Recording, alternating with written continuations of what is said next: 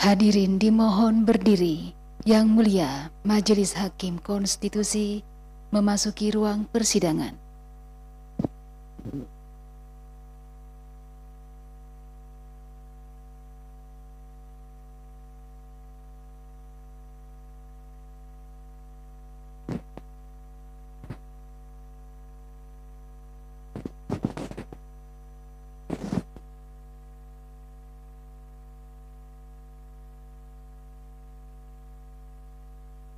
Hadirin disilakan duduk kembali. Kita mulai, Pak Syarif. Kita mulai. Sudah siap ya? Sudah dengar suara kita di sini? Pemohon atau kuasanya? Sudah ya? Baik, kita mulai. Bismillahirrahmanirrahim. Sidang dalam perkara nomor 85 /PU 20 Romawi tahun 2022 dengan ini dibuka dan terbuka untuk umum. Ya.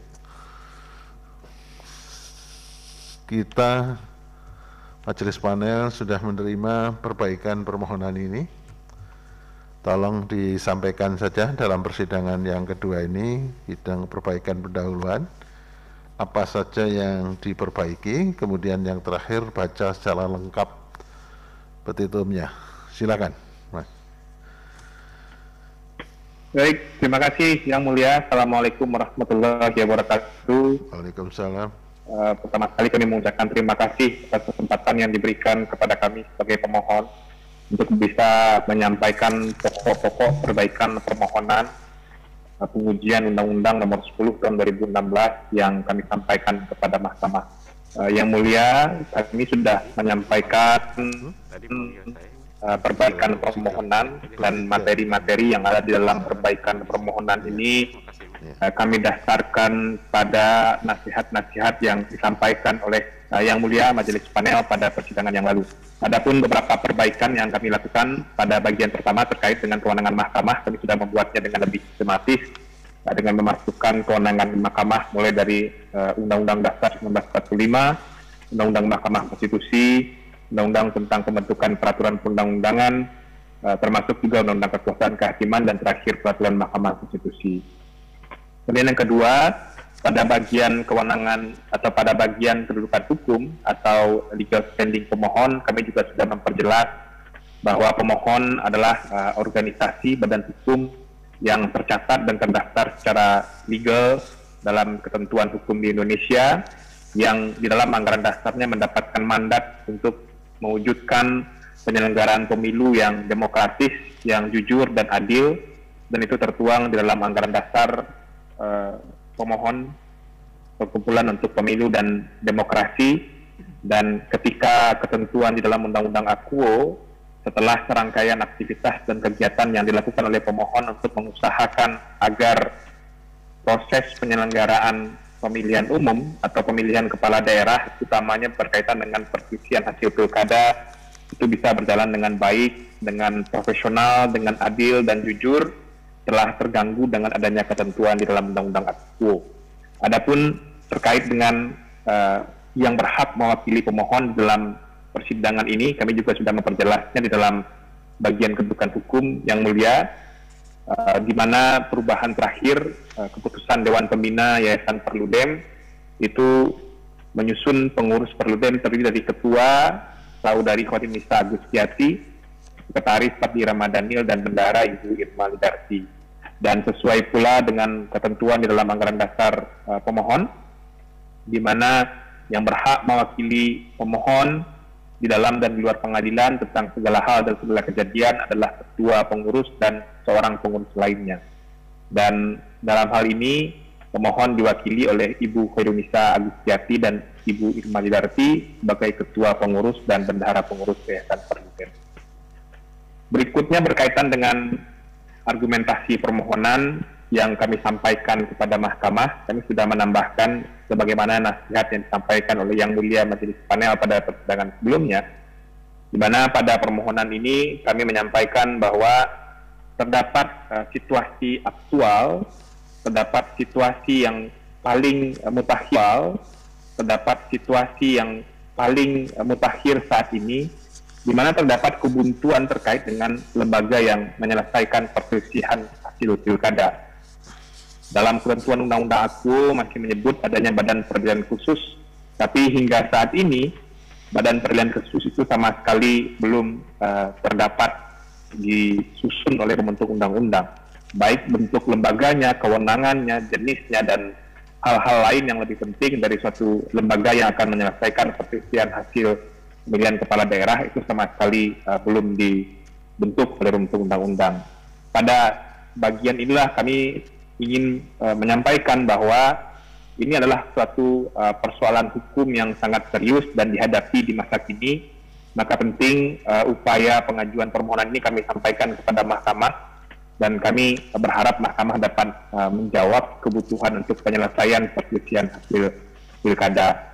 Nah, ini berkaitan juga dengan putusan mahkamah terdahulu, putusan nomor 97 tahun 2013, dissenting opinion dari Yang Mulia Hakim Konstitusi Arief Hidayat juga menyebutkan bahwa oleh karenanya tugas dan kewenangan mahkamah seharusnya bukan hanya berusaha menemukan maksud dari pembentuk konstitusi, tapi berusaha pula untuk menemukan makna yang dikehendaki oleh teks norma konstitusi itu sendiri untuk menyelesaikan persoalan hukum yang dihadapi masa kini dan masa depan.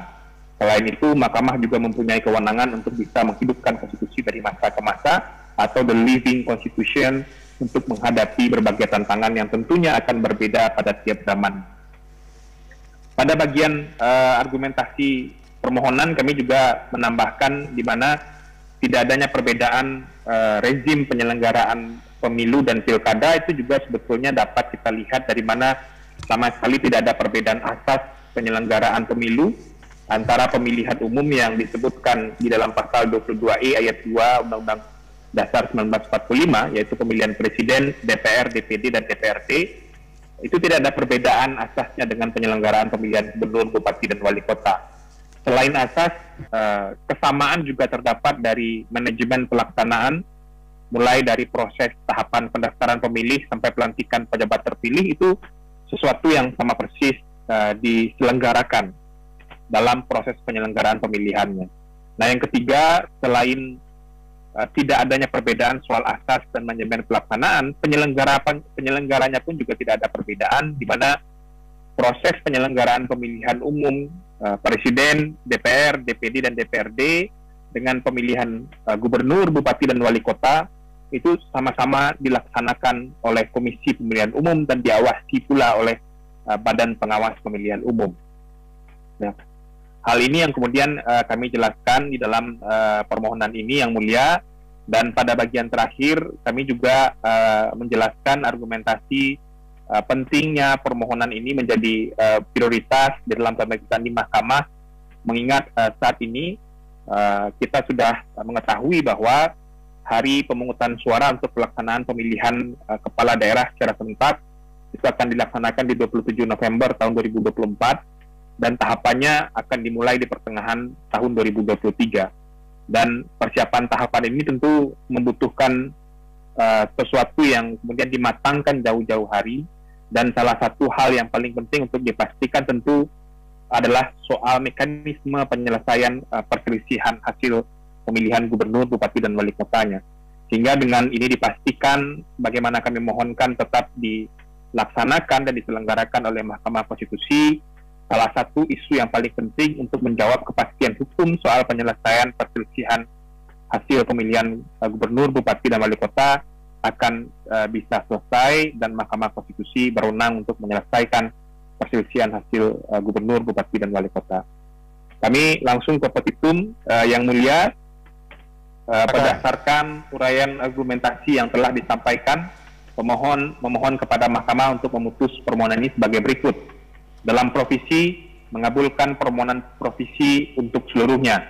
2, meminta kepada mahkamah untuk menjadikan permohonan ini sebagai prioritas dalam pemeriksaan untuk memberikan kepastian agar tidak diperlukan badan peradilan khusus dalam persiapan pemilihan kepala daerah secara serentak nasional pada bulan November tahun 2024. Dalam pokok perkara, 1, mengabulkan permohonan yang dimohonkan oleh pemohon untuk seluruhnya.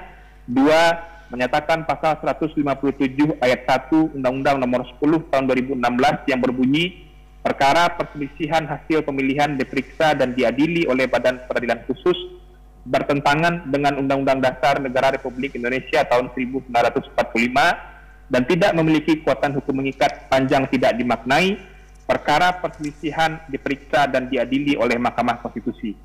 2. Menyatakan pasal 157 ayat 2 Undang-Undang Nomor 10 Tahun 2016 yang berbunyi Badan Peradilan Khusus sebagaimana dimaksud pada ayat 1 dibentuk sebelum pelaksanaan pemilihan serentak secara nasional bertentangan dengan Undang-Undang Dasar Negara Republik Indonesia tahun 1945 dan tidak memiliki kedudukan hukum mengikat. 4. Menyatakan pasal 157 ayat 3 Undang-Undang Nomor 10 Tahun 2016 yang berbunyi perkara perselisihan penetapan perolehan suara tahap akhir hasil pemilihan diperiksa dan diadili oleh Mahkamah Konstitusi sampai terbentuknya Badan Peradilan Khusus bertentangan dengan Undang-Undang Dasar Negara Republik Indonesia tahun 1945 dan tidak memiliki kekuatan hukum mengikat sepanjang tidak dimaknai. Perkara perselisihan hasil pemilihan diperiksa dan diadili oleh Mahkamah Konstitusi sesuai dengan ketentuan peraturan perundang-undangan. 5. Memerintahkan amar putusan Majelis Hakim Konstitusi Republik Indonesia untuk dimuat dalam berita negara. Apabila Majelis Hakim Konstitusi berpendapat lain, kami mohon putusan seadil-adilnya, ex aequo et bono. Terima kasih Yang Mulia, kami selesai membacakan pokok-pokok perbaikan permohonan kami di dalam permohonan ini. Assalamualaikum warahmatullahi wabarakatuh. Waalaikumsalam. Terima kasih Mas Fadli yang sudah menyampaikan perbaikan permohonan ini secara lisan dan Mahkamah juga sudah menerima serta tertulis dan sudah dibaca oleh Mahkamah. Berikutnya Yang Mulia Pak Suhartoyo ada yang akan disampaikan? Cukup? Prof. Fadli? Cukup. Baik Pak Fadli yang sudah kita terima dan sudah tidak ada tambahan apa-apa dari Hakim. Ini kita akan mengesahkan buktinya. Anda mengajukan bukti P1 sampai dengan P3, betul? Betul Yang Mulia. Baik, dengan ini disahkan. Ada lagi yang akan disampaikan, Mas Fadil? Dari kami cukup Yang Mulia, terima kasih Yang Mulia. Ya, baik.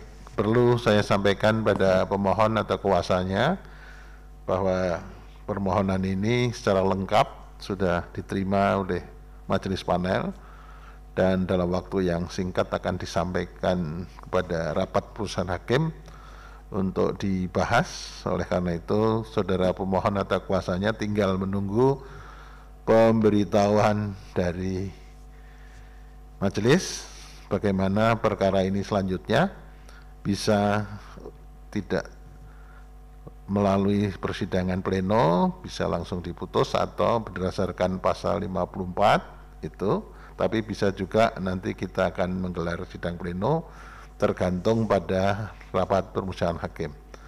Begitu ya Mas Fadil dan pemohon. Baik Yang Mulia, terima kasih Yang Mulia. Sudah cukup? Cukup Yang Mulia. Baik, dengan demikian sidang selesai dan ditutup. Terima kasih. Hadirin dimohon berdiri.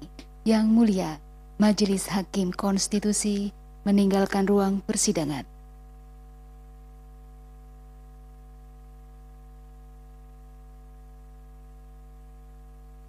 Hadirin disilakan duduk kembali.